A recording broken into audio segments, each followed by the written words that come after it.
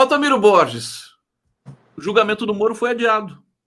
Olha, o tio já tinha comprado a pipoca. Eu já tinha comprado a cerveja também aqui para assistir. Parece que um juiz teve que ser substituído ali. Daqui a pouco eu vou atualizar essa notícia aqui para todo mundo. Eu estava pronto para retransmitir também. Ô, Miro, a gente vai, agora que você chegou aqui, eu conversei com o Adriano sobre a Caminhada do Silêncio, que foi muito bonita, a pauta internacional com o Nasser, e agora para as hard news com o Altamiro Borges. As coisas candentes aqui. Primeiro, uma palavra sobre o golpe de 64 e que hoje, né, completa 60 anos. Não é ontem, né? Porque ontem é a data dos milicos, né? Hoje é a data real do golpe, que foi chancelado pelo STF na época, saiu muitas matérias aí sobre todo esse processo. O que você pode dizer para a gente dessa memória que me parece que veio muito forte, inclusive depois da fala polêmica do Lula, da fala não, né? Da atitude de resguardar o governo com relação a essas descomemorações. Altamiro Borges. Não, então é isso, né, Conde? Primeiro, bom dia, tá tudo bem contigo, né, mestre? Entrei na fala do Nasser, nem te cumprimentei direito, tá? Legal. Então, esse negócio do 1º de abril, do dia da mentira, do dia do golpe, né? Diferente do que o Lula falou, é preciso remoer, e é muito importante que esteja ocorrendo, está tendo agora essa marcha, né, que faz o inverso da caminhada dos golpistas de Juiz de Fora para o Rio, saiu agora uma marcha, 3 ônibus, vans, estão fazendo o caminho inverso do Rio para Juiz de Fora, né? Para lembrar o que foi o golpe militar, né, que instituiu uma ditadura sanguinária no Brasil, né, uma ditadura só de desgraça. Então é bom remoer, para não perder, não esquecer jamais, né, porque como passaram muito pano para milico, eles voltaram a tentar um golpe agora, tentaram no ano passado, né, 2023, voltaram a tentar um golpe, né. Ali não era só o capetão Bolsonaro, o capetão era o chefe da Orcrim, da organização criminosa, mas era um grupo. E nesse grupo, o principal eram militares, generais, Braga Neto, Augusto Heleno, generais, né? Mesmo os tais legalistas ficaram meio em cima do muro até a reta final, né? Então, é preciso relembrar, porque se não relembra, os milicos eles têm isso, eles acham que eles são um poder moderador, eles acham que eles são um poder. E como diz o Flávio Dino agora como ministro do Supremo, milico não é poder. Poder no Brasil são 3 poderes. Não tem poder militar. Milico é servidor. Ponto. Né? Se coloque no seu lugar. Mas os milicos se acham poder moderador. Então, por isso que é sempre importante rememorar, ter vários atos, vários debates, essa marcha do Rio de Janeiro para Juiz de Fora, para rememorar. E rememorar, Conde, eu acho que é isso. A gente rememora pelas vítimas da ditadura. Não, nós só estamos falando aqui porque teve gente que lutou pela democracia. Essas fotinhos que estão atrás de você, nós só estamos falando aqui porque teve gente que lutou pela democracia, lutou contra a ditadura, contra o fascismo militar da época, né? Isso é que garantiu a liberdade da gente estar falando hoje.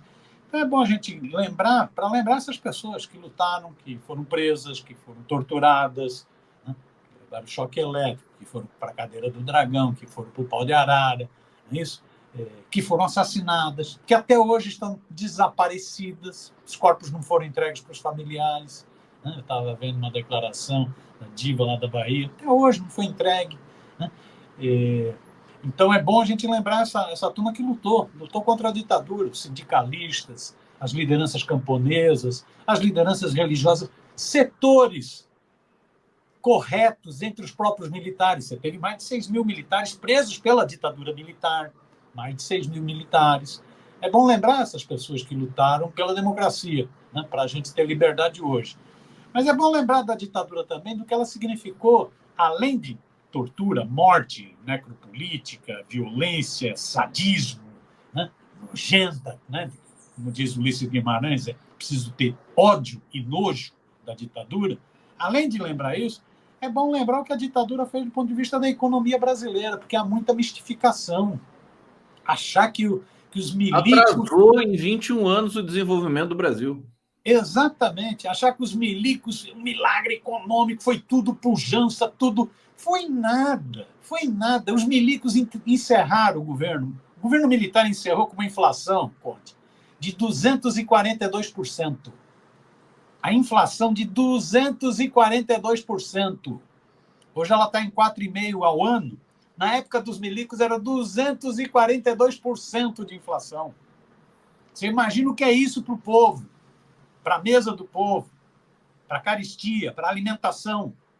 Foi um desastre econômico o regime militar. O regime militar encerrou entregando o país totalmente endividado. A dívida da época do Jango para o final do regime militar cresceu 30 vezes. O país ficou pendurado na brocha. Era um país sob mando do FMI, do Fundo Monetário Internacional. Totalmente endividado, totalmente quebrado. Os militares foram totalmente incompetentes. Bando de incompetentes. Né? Depois daquele craque da logística do Pazuello, a gente entende. Né? Bando de incompetentes. Destruíram a economia brasileira. Paralisaram a economia brasileira. A distribuição de renda durante o regime militar piorou muito. Os 10% mais ricos, antes do regime militar, detinham 30 e poucos por cento da renda nacional. No final do regime militar, detinham mais de 50% da renda nacional. Por isso que os ricos gostavam tanto do regime militar. Então é bom desmistificar. O regime militar foi uma desgraça do ponto de vista econômico, do ponto de vista social. Desgraça. Desgraça. O regime militar foi uma desgraça. É outro que precisa desmistificar. Porque fica essa aura de que milico é ético. A corrupção foi também desenfreada, né? Pois é, para quem viu os generais aí da época do Bolsonaro, sabe que essa história de milico é ético é a história de carochinha. É fictício isso é ficção, né? É fake news, né? É só ver os milicos no governo do Bolsonaro, as tretas que tem. Mas na época da ditadura foi pior, porque na época da ditadura não podia denunciar. Quem denunciava era preso, era torturado, era morto, desaparecia. Na época da ditadura militar é só lembrar a farra das empreiteiras, tudo vinculado a milico. Tudo vinculado a milico, todas as empreiteiras. É só a gente lembrar da Transamazônica, Itaipu, Ferrovia do Aço. Vixe Maria, tem um monte de ladruagem. Agora, mas não se tinha denúncia de corrupção. Lógico, era preso, era morto. Altamiro, é importante você estar falando isso aqui, porque assim, é uma lacuna na historiografia brasileira desvelar, né, essa tragédia econômica que foi a ditadura militar. Esse negócio do milagre econômico é uma questão do preço do petróleo internacional que respingou no Brasil, mas assim, foi um momento que o Brasil se favelizou. As favelas aumentaram intensamente. Quer dizer, o Brasil pode até ter crescido, mas o dinheiro foi todo para o topo da pirâmide. E para a base ficou cada vez mais pobre. É importante. Historiadores, diga. Eu tenho dado aqui, quando eu peguei, olha só, 1960, os 10% mais ricos no Brasil, o governo Goulart, 10% mais ricos no Brasil, o Brasil sempre foi injusto, tinham 38% da renda. E os 50% mais pobres tinham 17% da renda nacional. Isso em 60. Fim do regime militar, 1980, década de 80, anos 80. Os 10% mais ricos tinham 51% da renda nacional. Pulou de 38% para 51%. Os 10% tinham mais da metade da renda nacional. E já os mais pobres, que antes tinham 17%, caiu para 12%. Os pobres ficaram mais pobres e os ricos mais ricos. Foi isso que foi a ditadura militar. A ditadura militar serviu para os ricaços, serviu para os rentistas, teve crescimento econômico, tudo na base do endividamento. Pegava dinheiro, endividava, deixava o Brasil pendurado na brocha. Isso tinha muito interesse nos Estados Unidos. São topeiras, né? Eles não entendem nada de nada. A gente viu no governo Bolsonaro. Agora, no regime militar, Delfim Neto e o vô do Campos Neto, né? Roberto Campos, que pilotaram a economia, né?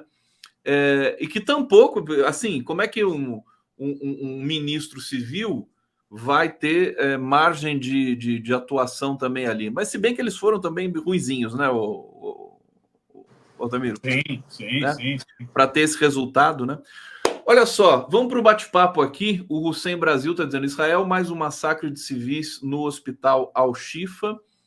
Hussein reclamou aqui que eu não botei esse comentário para o Nasser ler. Relaxa, Hussein. Está em casa, meu querido. Depois eu mando para o Nasser aqui por e-mail. Rundfunk, estive em Kiev em 2012, falava em ucraniano, mas a maioria das pessoas respondia em russo. Achavam que eu era um galiciano caipira. Meu avô era ruteno. Esse Rundfunk aqui é demais, hein? Um abraço para você, querido. Obrigado pelo relato aqui. Pedro Antônio Cândido, Nasser e Miro se comunicam conosco sobre os assuntos acadêmicos em fala de pobre, linguagem em dia de semana. Parabéns, grandes mestres. Elogio aqui para vocês. O Pedrinho. Hussein Brasil, adiamento da desossada impedirá prefeitos de concorrer ao Senado no Paraná. Políticos do Executivo teriam de se desincompatibilizar 6 meses antes. Meu querido Hussein Brasil, vou aproveitar seu comentário para atualizar uma notícia aqui. Não foi adiado o julgamento do Moro, né? A informação não estava aqui correta. Eu fui pesquisar na CNN aí, mas eu vi que era um link antigo. Então, está permanecido aqui o julgamento do Moro hoje às 14 horas, com transmissão ao vivo aqui pelas nossas redes, tá, gente? O meu querido Altamiro, deixa eu trazer aqui. Eu quero trazer essa questão. Ou seja, já dá para pegar a pipoca de novo e a cerveja, é isso, né? Legal. É evidente, né? Já dá para fazer a festa de novo. O Enel, olha só isso aqui. Enel está despreparada para prestar serviço e pode perder a concessão. Quem está dizendo isso é o Alexandre Silveira, ministro da Minas e Energia. Tá uma festa em São Paulo aí, né? Até quando faz sol, acaba a energia, né? Ih, fez sol, acabou a energia elétrica.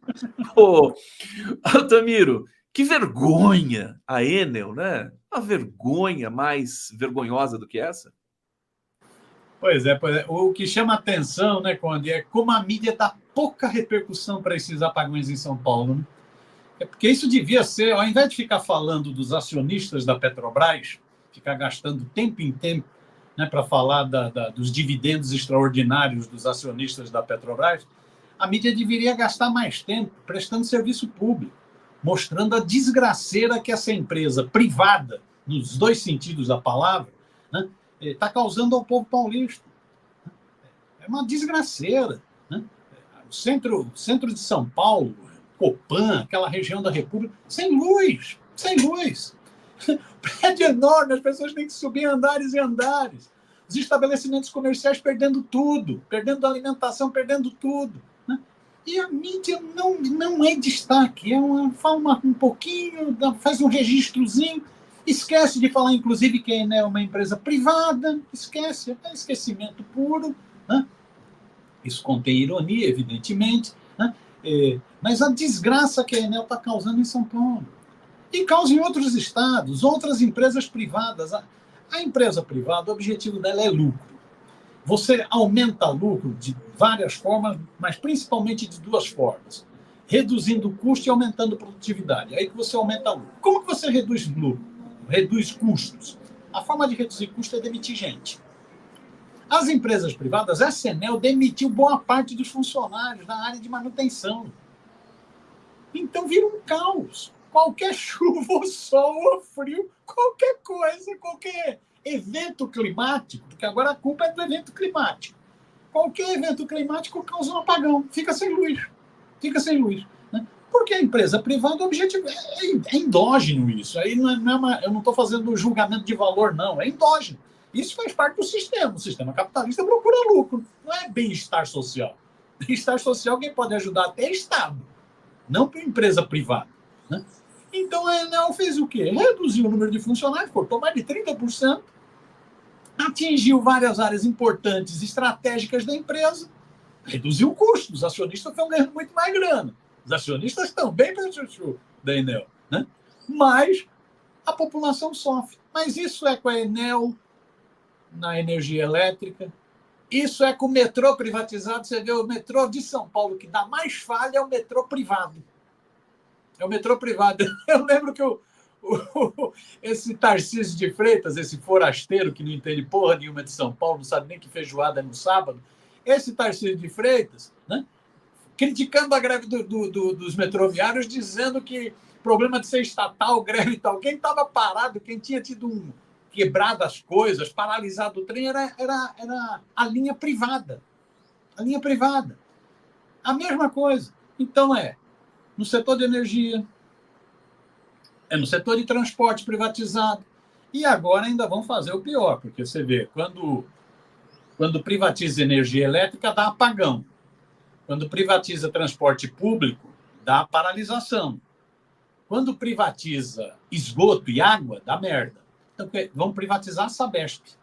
Vão privatizar a Sabesp. Será que vão conseguir mesmo, depois de tudo isso aí?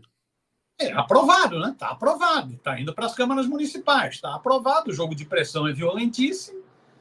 A mídia defende abertamente, porque a mídia é privatista, gosta de empresa privada. Não, aliás, desculpa de interromper, tem um artigo hoje no Estadão da Helena Landau. Ela está dizendo assim: os apagões enlouquecem as pessoas, mas solução não é estatizar. Ela diz que ela está lá, está firme ali. É a rainha da privatização. É a rainha, a musa da privatização. Podia se chamar a rainha da sucata. A rainha da privatização na Landau, Tucaninha. Mas é uma loucura isso aqui. Ô Miro, deixa eu trazer mais algumas informações aqui para você comentar. Bom, está mantido o julgamento do Moro. Hoje começa às 14 horas, nós vamos transmitir aqui. E tem aqui uma hipótese de que o André Mendonça, saída de Moraes e entrada de Mendonça no TSE dão esperanças a Moro. Quer dizer, o Moro vai ser julgado no TRE do Paraná e depois vai para o TSE, né? Para chancelar a decisão, né? Então, Conde, é isso. O julgamento começa hoje, está previsto até dia 8, até segunda-feira que vem. Está previsto, talvez dê mais tempo. E está dado como certo. Vamos ver de cabeça de juiz, a gente nunca sabe. Está dado como certo que o Moro vai ser cassado. As peças jurídicas contra o Moro são muito fortes e são muito plurais, inclusive. Porque quem primeiro entrou com processo contra o Moro, acusando de abuso econômico e utilização irregular de meios de comunicação, foi o PL do Bolsonaro.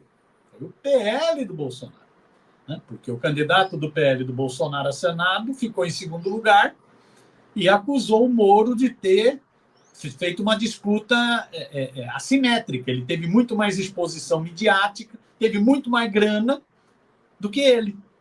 Então foi o PL que entrou com pedido de cassação. E depois o PT entrou também. Então, primeiro foi o PL que entrou com pedido de cassação, alegando abuso de poder econômico e uso irregular de meios de comunicação. Depois, não foi nem o PT, foi a Frente Brasil Esperança, que é a frente que junta PT, PCdoB e PV, a Fé também entrou, claro, com a mesma argumentação, abuso de poder econômico e uso irregular de meios de comunicação. O que o TRE do Paraná fez foi juntar. E a peça é muito consistente, porque é evidente que o Moro gastou muito mais, é evidente que o Moro teve muito mais exposição midiática, e aí fica o seguinte, foi uma concorrência desleal. Então está todo mundo achando que ele vai ser cassado no TRE. Ele está muito isolado politicamente, até velhos amigos dele, quem o lançou para a política, o Álvaro Dias, está querendo a cabeça dele, está todo mundo querendo a cabeça dele, então está pintando, vamos ver, a conferir que fica cassado. Aí ele vai recorrer, isso ele já tinha dito, o time dele de defesa já tinha dito que vai recorrer ao Tribunal Superior Eleitoral. O que eles estão procurando é ganhar um prazo um pouco maior para que o Alexandre de Moraes saia e a Carmen Lúcia entre. Então, porque eles estão achando que, como a Carmen Lúcia sempre teve uma simpatia no passado pelo lavajatismo, estão achando que a Carmen Lúcia pode ser menos dura com relação a ele. Tem o Mendonça, o André Mendonça já entrou no lugar do Moraes. Isso, o Mendonça já entrou, pois é. Então, ele está achando que indo para o TSE pode ter ainda alguma chance. Também dizem que... Eu até vou lembrar aqui, viu, Altamiro, a fala do Lula com relação ao Moro, bastidor, né? Ele dizendo assim, você deve ter visto isso, né?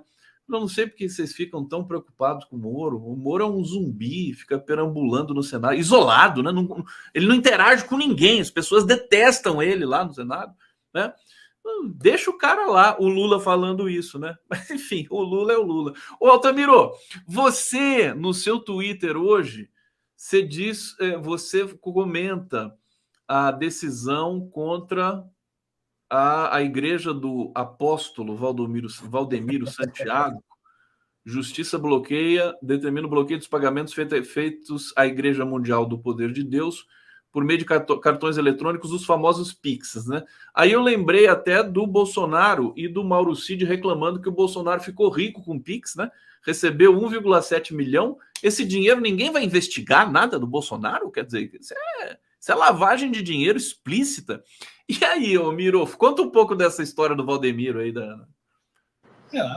A Igreja Mundial do Poder de Deus, né, ela é um racha da Igreja do Edir Macedo, da IURD, da Igreja Universal do Reino de Deus. Então, tem a Igreja Universal do Reino de Deus, a IURD do Bispo Macedo, da Record, né, do Republicanos, né, tem um braço parlamentar, tem um braço midiático e tem a Igreja, né, tem os 3 braços.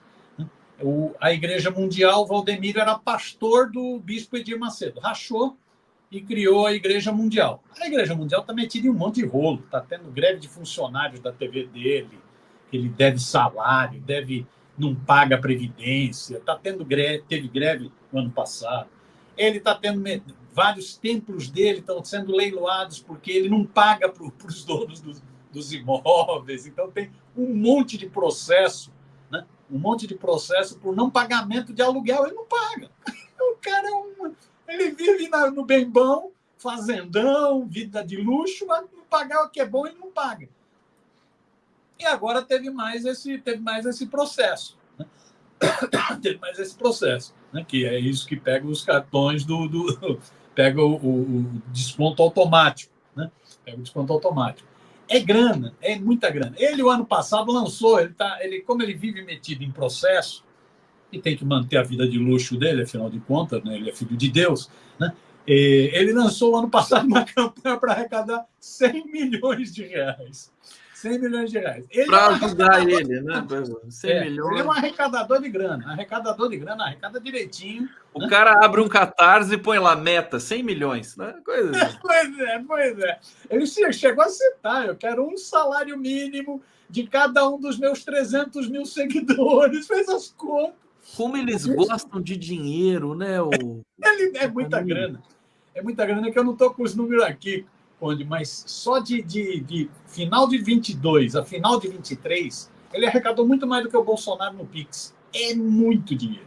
É muito. Você imagina como é que tá essa farra do Pix com esses malucos pastores, né? Inclusive o Malafaia, antes da gente terminar, deixa eu só trazer aqui o Sem Brasil, classe média e alta quietinhas engolindo blackout.